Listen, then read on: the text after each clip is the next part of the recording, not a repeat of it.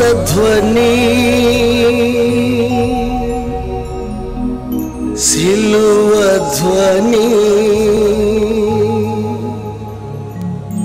వినువారి హృదయాలలో విజయధ్వని.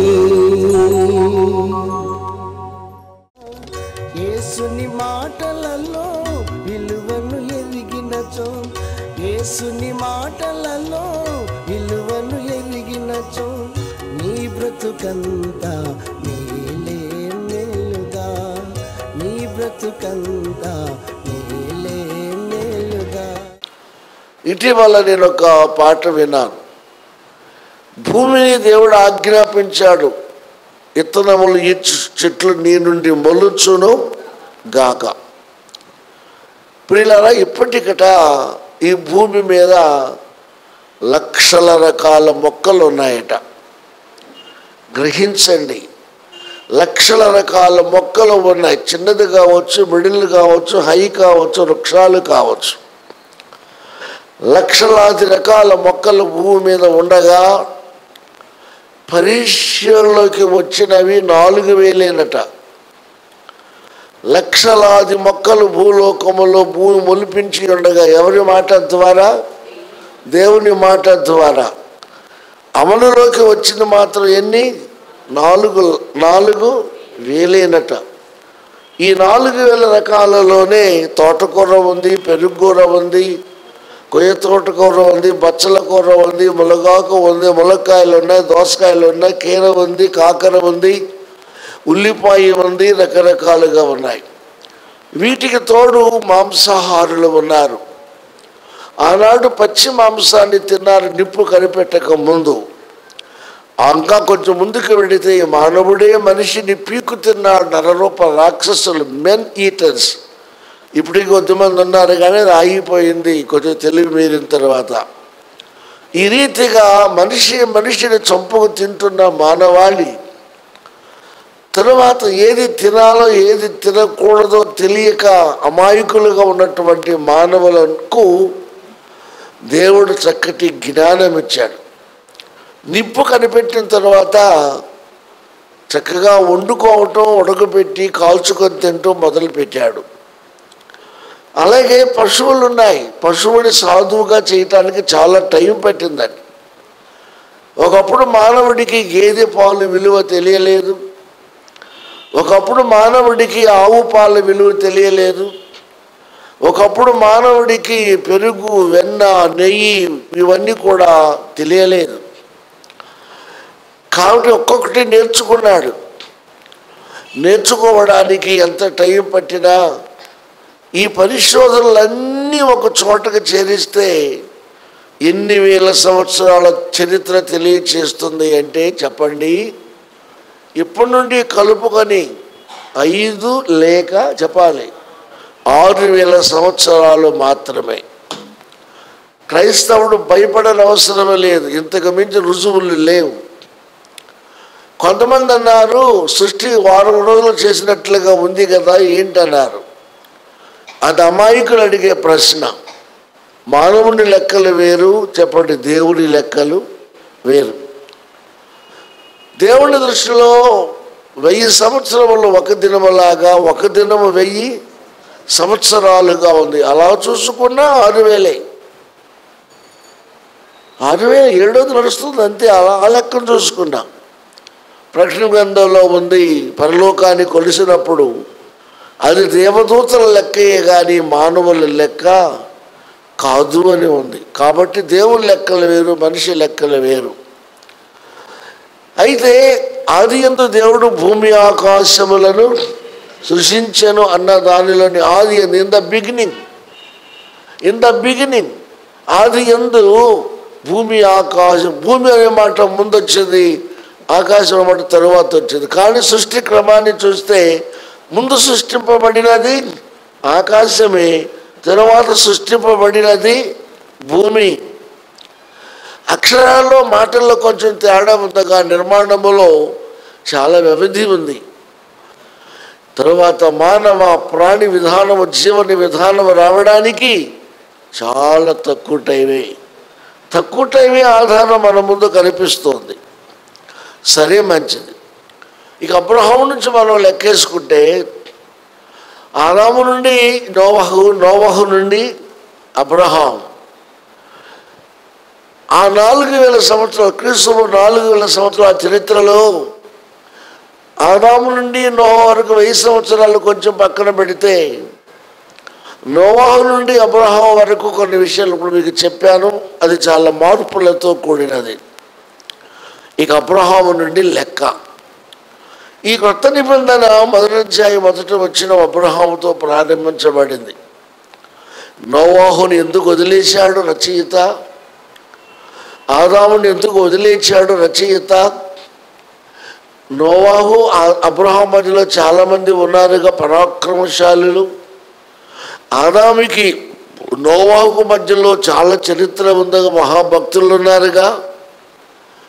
ఎందుకు అది వదిలేశారు అని అంటే, అక్కడ కూడా కొన్ని ఆధారాలు ఉన్నాయి, కొన్ని ఆధారాలు దొరక లేదు. దానికంత ప్రాధాన్యత ఇవ్వలేదు. కానీ 2 చోట్ల మాత్రం ఎత్తారు. ఏవేలు మొదలుకొని మొదలుకొని అన్నారు. ఇక ఆ లెక్కలు వేరు. ఇప్పుడు అబ్రహాముతో ఎందుకు ప్రారంభమైంది? జాగ్రత్తగా వినండి. ఈ బుక్ రాసింది మత్తయి. మత్తయి ఒక యోధా జాతికి చెందినవాడు. క్రీస్తు కాలానికి చెందినవాడు మత్తయి యూదుడు. ఈయన వృత్తిరీత్యా రోమీల దగ్గర ఉద్యోగం చేసుకునేవాడు. సుంకపు గుత్తదారుడు. ఆ రోజుల్లో రోమీలు ప్రపంచాన్ని పరిపాలిస్తున్నారు. హెరోదు రాజు సామంత రాజుగా ఉన్నాడు. గలిలీ ప్రాంతాన్ని రోమీల పక్షంగా పాలిస్తున్నాడు. వాళ్ళు చెప్పినట్లు చేయటం, దాన్ని సామంత రాజులు అంటారు. యావత్ ప్రపంచాన్ని రోమీలు పరిపాలిస్తున్నారు. నేను శుక్రవారం కొన్ని విషయాలు మీకు చెప్పాను. రోమీలు ఆ ప్రపంచాన్ని జయించి పాలిస్తున్నారు. అలాంటి టైంలో మీకు చూపించాను నేను. రోమ్ అంటే ఇటలీ, మధ్య సముద్రం పై భాగం. యెరూషలేము అంటే ఇశ్రాయేలు, మధ్య సముద్రానికి దిగువ భాగం, తూర్పు సైడు. దానికి దీనికి మధ్యలో కొన్ని 100 మైళ్ళ దూరం ఉంది. నేను మీకు చూపించాను మ్యాప్తో సహా. సరే, మంచిది. ఇప్పుడు అబ్రహాము నుండి మనం తీసుకుంటే, అబ్రహాము నుండే ఎందుకు తీసుకోవాలి? అబ్రహాము కాలంలో గొప్ప మార్పు కలిగింది. ఏంటి మార్పు? అంతా చెప్పలేము. 2 మాటలు. అబ్రహాముకున్న గొప్పతనం ఏంటంటే, నిరీక్షణకు ఆధారము లేని కాలంలో నిరీక్షణ కలిగి దేవుని నమ్మాడు. నిరీక్షణకు ఆధారము లేని కాలం. నిరీక్షణ అంటే ఎదురు చూచుట. ఏదో పాడి కోసమో, పంట కోసమో, జీవనం కోసమో, బతకడం కోసమో, బట్ట కోసమో, చుట్ట కోసమో కాదు.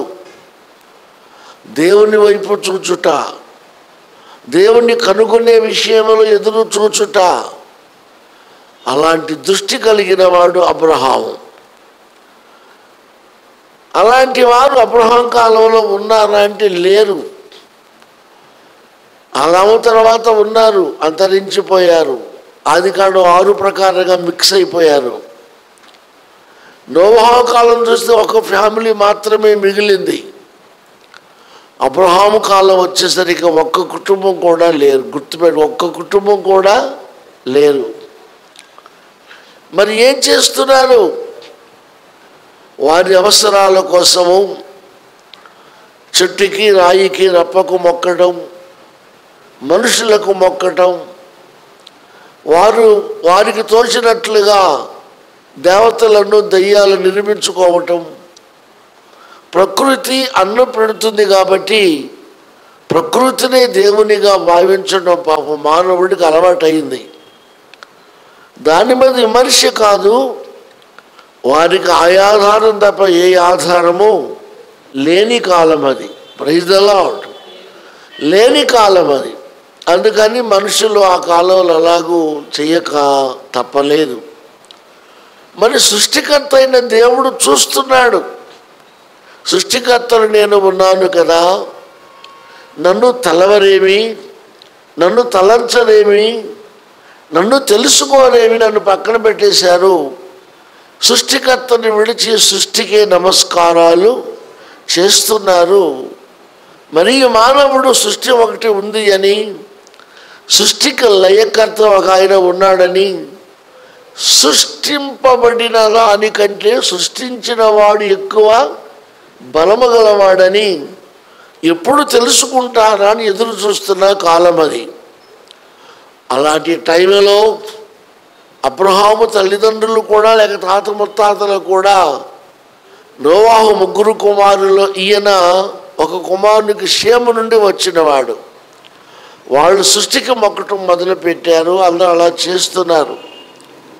అబ్రహాముకి అది నచ్చలేదు. దీని వెనుక ఎవరో ఉన్నారు, ఫ్లాష్ బ్యాక్ ఏదో ఉంది. ఎవరో నడిపిస్తున్నారు ఈ చక్రాన్ని, ఎవరో చెప్పండి, తిప్పుతున్నారు. ఇంజిన్ స్టార్ట్ చేసి నడిపించేవారు ఎవరో ఉన్నారని నాకు అనిపిస్తోంది. అన్వేషణలో ఉన్నాడు. అలాంటి అన్వేషణ కలిగిన వారి కోసం దేవుడు ఎదురు చూస్తున్నాడు. అప్పుడు ఈయన మనసులో ఉన్న తలంపులు పైకి బొమ్మలు అమ్ముకు బతుకుతున్నాడు. కానీ కోటి విద్యలు కూటి కొరకన్నట్లు దైవ అన్వేషణలో అబ్రహాముకి అది తృప్తి లేదు. భక్తి కలిగిన వారు ఉన్నారు కానీ భగవంతుడిని తెలుసుకున్న వారు లేరు అనేది దేవునికి కూడా ఉంది. అప్పుడు దేవుడు చూచి అబ్రహాము మనసును ఎరిగిన వాడై అబ్రహామును పిలిచాడు. ఆదికాండం 11వ అధ్యాయం చివరి వచనాల్లో మొదటిగా అబ్రహాం పేరు ప్రస్తావించబడింది. ఆయన కుటుంబ గాథలు అక్కడ రాయబడ్డాయి. ఇక ఆదికాండం 12వ అధ్యాయంలో ఆయన పిలుపు వ్రాయబడింది. ఇక్కడ నుంచి ఆయన చరిత్ర స్టార్ట్ అయ్యింది. ఎలాగో బయటికి వచ్చాడు, ఎలాగో నమ్మాడు, ఎలాగ సృష్టించాడు, ఎన్ని కష్టాలు పడ్డాడు, ఎలా కుటుంబ వ్యవస్థ ప్రారంభమైంది, ఎలాగో డెవలప్ అయింది, ఎలాగో పెరిగి పెద్దవాడయ్యాడు, ఎలా తన జీవిత ప్రయాణంలో తుది గడి ఎలా గడిచాయనే విషయాలు స్పష్టంగా వ్రాయబడ్డాయి. ఈ వ్రాయబడిన విషయాల్లో తెలుసుకోవలసిన విషయాలు ఏంటంటే, నిరీక్షణకు ఆధారము లేని కాలం, మనుషులతో దేవుడు మాట్లాడకుండా మౌనముగా ఉన్న చెప్పండి కాలం. అలాంటి కాలంలో ఒక పిలుపు వచ్చింది. అబ్రామా, దేవునికి స్తోత్రం, నేను ఒక దేశాన్ని నీకు చూపిస్తాను, నిన్ను దీవిస్తాను, ప్రపంచంలోనే అగ్రస్థానంలో నిన్ను నేను ఉంచుతాను, నక్షత్రాలు చూడు, లెక్కింపనలవి కాని రీతిగా నీ వంశాన్ని నేను చేస్తాను, కింద దుమ్ము చూడు, లెక్కించటానికి వీలు లేని దుర్లి ఎంత విస్తారముగా నీ నుండి నీ గర్భం నుంచి వచ్చిన వారిని అభివృద్ధి చేస్తాను, స్థిరము లేని ఈ లోకములో స్థిరమైన భూభాగాన్ని నేను నీకు ఇస్తాను, ఇందువలన వీటి వలన దేవుడున్నాడు అని నమ్మకం నీకు కలుగుతుంది, నీ నుండి భక్తి కలిగిన వారు, దేవుడున్నాడు అని అవగాహన కలిగిన వారు, మాట్లాడే దేవుడున్నాడు అని తెలుసుకోగోరిన వారు అనేక మంది పైకి వస్తారు. ఎవరైతే నీలాగా నా స్వరాన్ని వింటారో, ఎవరైతే నీకులాగా నా మీద విశ్వాసం ఉంచుతారో, ఎవరైతే నీలాగా నా మీద నిరీక్షణ ఉంచుతారో వారికి నువ్వు మూల పురుషుడు వగుదువు. ఈ పాయింట్ క్యాచ్ చేయాలి. అబ్రహాం పేరు ఊరికే ఎత్తలేదు, దాని వెనకాల ఎంతో బ్యాక్గ్రౌండ్ ఫ్లాష్ బ్యాక్ ఉంది. వీళ్ళందరికీ నువ్వు మూల పురుషుడు అవుతావయ్యా, నీ నుండి ఒక న్యూ జనరేషన్ స్టార్ట్ అవుతుంది, కమ్అవుట్, నువ్వు బయటకు రా అన్నాడు. సందేహము లేకుండా, అదేమాత్రం కూడా అనుమానించకుండా, నాకేదో ముందు చూపించు, యాకోబు అన్నట్టు నువ్వు నన్ను దీవించు అని కానీ, లోతులాగా ఏది పచ్చగా ఉందో దాని వెనకాల పట్టం కానీ అలా ఏమి చేయకుండా అబ్రహాము గొప్పతనం ఏంటంటే దేవుడు ఏదో ఇస్తానన్నాడు, ఇస్తాడు. దేవుడు ఏదో తెస్తానన్నాడు, త్వరగా చెప్పండి, తెస్తాడు. దేవుడు ఒక దేశాన్ని ఇస్తా అన్నాడు, ఇస్తాడు. కుటుంబాన్ని ఇస్తానన్నాడు, ఇస్తాడు. ఈ స్వరం నా పూర్వీకులు వినినా వినకపోయినా వాళ్ళు అనుసరించే బాటలో నాకు తృప్తి లేదు. కాబట్టి అయితే ఆశ ఉంది దేవుడు ఎవరనేది. ఈ మాటల ద్వారా నాకు అర్థమవుతుంది, దేవుడు ఉన్నాడు. దేవునికి స్తోత్రం, హల్లెలూయా.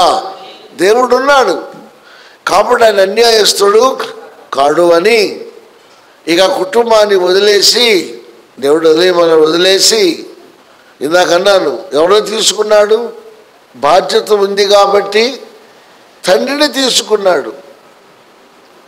మరి తల్లేది, అబ్రహాము తల్లేది. ఇక చరిత్ర అంతటితో సమాప్తం.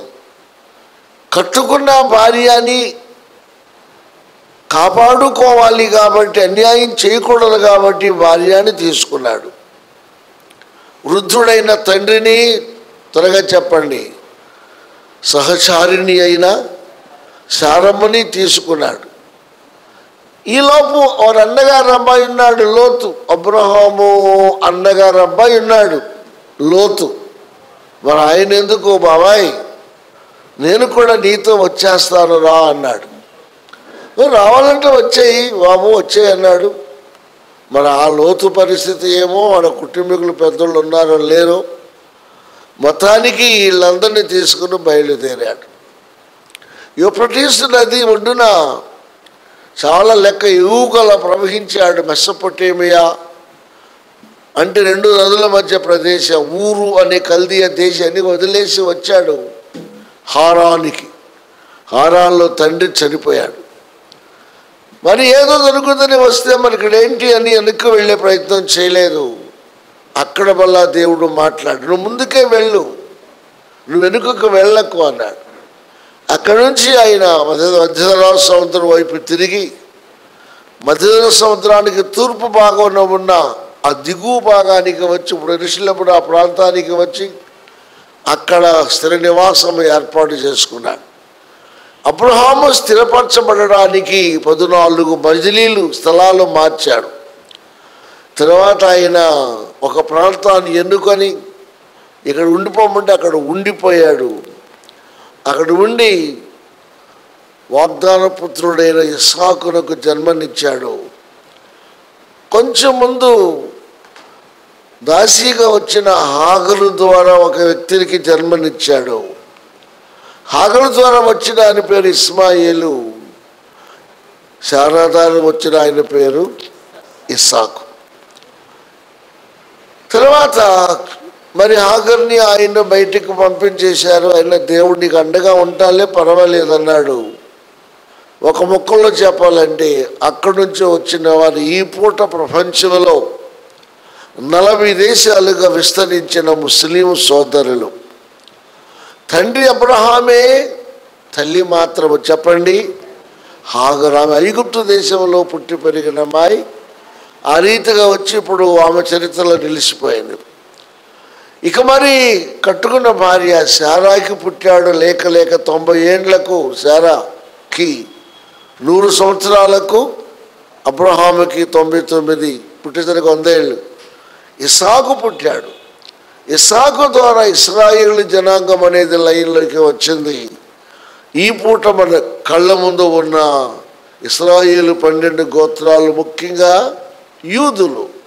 ఇది అబ్రహాము కుటుంబ చరిత్ర. శారమ్మ కాకుండా, హాగరు కాకుండా, శారమ్మ చనిపోయిన తర్వాత కెతూరా అనే అమ్మాయిని చేసుకున్నాడు. నరుడు ఒంటరిగా ఉండటం మంచిది కాదు అన్న మరేం అప్పటికి చేసుకున్నాడు. ఆమె కూడా 5-6 మగపిల్లలు పుట్టారు. వారిలో అందరూ పైకి రాకపోయినా అష్షూరీయులు అనేటువంటి ఒక జాతి సుప్రసిద్ధమై పైకి అభివృద్ధి చెంది చరిత్రలో నిలిచిపోయింది. ఇకపోతే ఇశ్రాయేలీయులు మాత్రం మిగిలారు, నేటికి నిలిచి ఉన్నారు. దేవునికి స్తోత్రం. తరువాత అబ్రహామునకు వారసుడు ఇస్సాకు. మనకు కావాలి, ఇశ్రాయేలుకు కావాలి. ఇశ్రాయేలుకి ఇస్సాకు ఎంతమంది? ఏశావు, యాకోబులు. ఏశావు సంతతి ఎదోమీలు అనబడ్డారు. వాళ్ళు చెందారు, అభివృద్ధి చెందారు. వాళ్ళు మిక్స్ అయిపోయారు, ఇప్పుడు అడ్రస్ లేని వాళ్ళు. కానీ ఇస్సాకు ద్వారా వచ్చారు యాకోబు రెండో కుమారుడు. యాకోబునకు 12 మంది మగపిల్లలు పుట్టారు. చివరిగా దీనా పుట్టింది, ఆడపిల్ల. ఆ మీద కొంచెం రాంగ్ స్టెప్, ఆమె చరిత్ర పక్కన పెట్టేశారు. ఈ 12 మంది వారసులలో నుండి 12 మంది గోత్రకర్తలు వచ్చారు. దేవునికి స్తోత్రం, హల్లెలూయా. ఒక విషయాన్ని మీరు గమనించండి. నేను మిమ్మలను ఆకాశ నక్షత్రాల్లాగా చేస్తాను అన్నాడు. తరువాత ఇసుక రేణువుల్లాగా చేస్తాను అన్నాడు. మీరు గుర్తుపెట్టుకోండి, శాస్త్రవేత్తలు నక్షత్రాలను లెక్కింపగలిగారు. నక్షత్రాలను చెప్పండి లెక్కింపగలిగారు. అలాగే ఇశ్రాయేలు జనాంగము కూడా లెక్కింపగలిగారు. నక్షత్రాలకు మనం ఇశ్రాయేలు జనాంగాన్ని పోల్చవచ్చు. కానీ ఇసుక రేణువులు అన్నాను చూసినా, నీకు ఇప్పుడు ఇసుక తీసి లెక్కించడం చాలా కష్టం. అంటే లెక్కకు మించినటువంటి రీతిలో ఆశీర్వాదాలు ఉంటాయి అన్నాడు. ఈ ఆశీర్వాదాలు ఆత్మ సంబంధమైన ఆశీర్వాదాలు, లెక్కించుటకు వీలు కాని వీలు లేని ఆశీర్వాదాలు. దేవునికి స్తోత్రం. ఈ 2 వాగ్దానాలు కూడా అబ్రహాం పట్ల, ఒకటి కుటుంబపరంగా నెరవేర్చబడింది, 2 ఆత్మ సంబంధముగా నెరవేర్చబడ్డాయి. దేవునికి స్తోత్రం. అందుకని అక్కడితో దేవునికి మనిషికి ఉన్న కనెక్షన్, దేవుడు పిలుస్తాడు అనే ఒక నమ్మకం, దేవుడు మాట్లాడతాడు అనే ఒక నమ్మకం, దేవుడు మాట ఇస్తాడు అనే ఒక నమ్మకం, దేవుడు మాట ఇచ్చాడు అంటే ఆయన అబద్ధాలు చెప్పడు అనే ఒక నమ్మకం, మానవునికి దేవునికి మధ్య ఒక సంబంధం ఏర్పడింది. ఇలాగ ఏర్పడడానికి ముఖ్య కారకుడు క్రొత్త నిబంధనలో మొదటి పుస్తకము 1వ అధ్యాయము, తర్వాత చెప్పండి మొదటి వచనములో మొదటి పేరు. Praise the Lord. Once again I want to repeat it. Abraham పేరు మొదటగా రాయడానికి గల బలమైన కారణం, 2 రకాల ఆశీర్వాదాలకు ఆయన మూల పురుషుడు. అనేక మందికి ఆయన మూల పురుషుడు. ఎస్పెషల్లీ ప్రపంచంలో బహుగా విస్తరించిన ఇస్మాయిలీలకు మూల పురుషుడు. తేడా లేదు, ఇప్పటికి వాళ్ళు అబ్రహాం మా పితరుడు అంటారు. అష్షూరీలకు మూల పురుషుడు, ఇశ్రాయేలు జనాగమనకు మూల పురుషుడు. ఉపత్తులు పుట్టిన పిల్లలు విస్తరించుచున్న జనాభాలకు ఆయనే మూల పురుషుడు.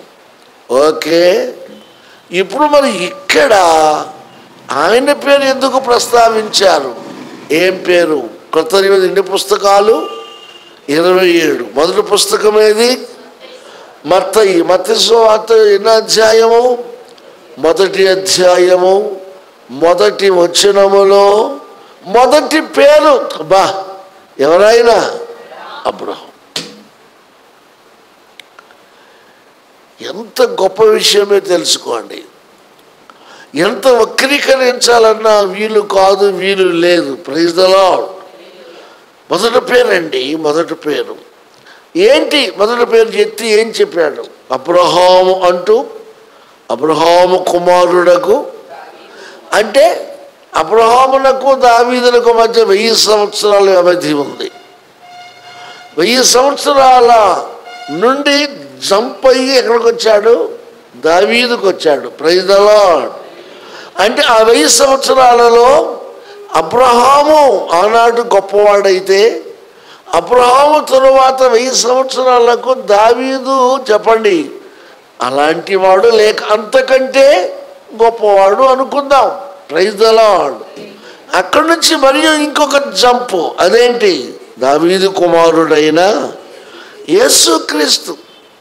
ఇక మరి అబ్రహాము నుండి దావీదు వరకు 1000 సంవత్సరాలు అయితే దావీదు నుండి యేసుక్రీస్తు వరకు 1000 సంవత్సరాలు. ఇక్కడ మనకు 1000 సంవత్సరాల జంపు. ఈ 1000 సంవత్సరాలు ఎవరు పుట్టలేదా? పుట్టారు, మహనీయులు ఎందరో ఉన్నారు. ఆ 1000 సంవత్సరాల్లో ఘనులు ఎందరో ఉన్నారు. ఈ 1000 సంవత్సరాల్లో కూడా గణులు, ప్రార్థనా పరులు, ప్రవక్తలు, రాజ్యాధినేతలు, రాజ్యాన్ని పరిపాలించిన వారు, ఓటమి గెలుపును సవిచూచిన వారు, ప్రాణాలు పెట్టిన వారు, ప్రార్థనా పరులు ఎందరో ఉన్నారు. వారిని కూడా కొంచెం వాళ్ళ పక్కన ఉంచి మూడో వ్యక్తిగా ఎవరిని చేర్చారు? ప్రభు అయిన యేసును చేర్చారు. Praise the Lord. కాబట్టి ఇప్పుడు మనకి ముగ్గురులో ఎవరు కావాలి? మొదటిగా దేవుని స్వరాన్ని విని దేవునితో సంబంధం పెట్టుకున్న అబ్రహాము కావాలి. రెండవది ఎవరు కావాలి? అక్కడి నుంచి 12 గోత్రాల్లో యూదా గోత్రంలో నుంచి వచ్చిన చెప్పండి గొప్ప చరిత్రకారుడు, వాగ్దాన భూమిని జయించి శత్రువును జయించి ఇశ్రాయేలు స్థిరపరిచిన దావీదు కావాలి. ఇక మూడోది ఎవరు కావాలి? యేసయ్య కావాలి. ఒక చిన్న మాట గుర్తుపెట్టుకోండి, టీవీలు వినేవాళ్ళు కూడా. అబ్రహాము ఆశీర్వాదములు తన కుటుంబానికి తన ద్వారా వచ్చిన జనాంగములకు వరకైతే, దావీదు ఆశీర్వాదములు ఇశ్రాయేలు 12 గోత్రములకు, భూభాగాలకు, మందిరాలకు చెందినవి అయితే, యేసుక్రీస్తు ద్వారా కలిగేటువంటి ఈ వాగ్దానం సర్వమానవాళికి చెందినది. Praise the lord. ఈ లోతైన అవగాహన మీకు రావాలి. Praise the lord. హల్లెలూయా.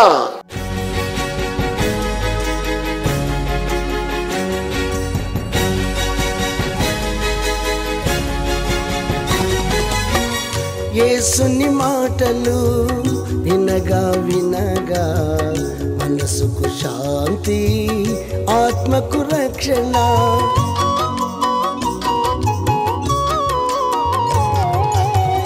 యేసుని మాటలు వినగా వినగా మనసుకు శాంతి, ఆత్మకు రక్షణ. యేసుని మాటలలో విలువను ఎరిగినచో, యేసుని మాటలలో విలువను ఎరిగినచో, నీ బ్రతుకంతా మేలే మేలుగా, నీ బ్రతుకంతా మేలే మేలుగా. వినగా వినగా యేసు సువార్త కలుగును హృదయాలలో విశ్వాసం. వినగా వినగా యేసు సువార్త కలుగును హృదయాలలో విశ్వాసం. అందుకే అందరూ రండి కూర్చోండి